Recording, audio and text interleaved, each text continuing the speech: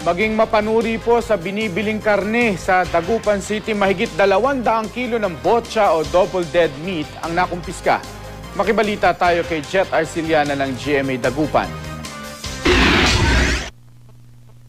Nakumpiska sa isang tindahan sa palengke ng Dagupan ang 237 kilo ng karne ng baboy.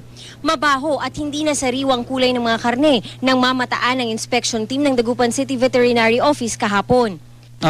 Doon maski sa gamitan mo lang ng organoleptic examination, makikita mo na tayong double dead yung karne kasi doon sa itsura lang, texture, tsaka yung sa amoy, hindi na nila maitago eh.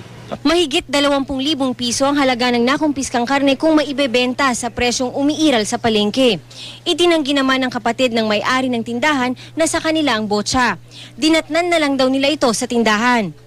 Yung vendor mismo is hindi naman siya original na may-ari. Gusto lang ipalusot doon. Kaya nung nakita namin, kinuha namin kagad yun. Hindi pa natutukoy kung sino ang nag-iwan ng botcha. Nangangamba naman ang ibang tindera dahil baka matakot na raw bumili ang kanilang mga customer.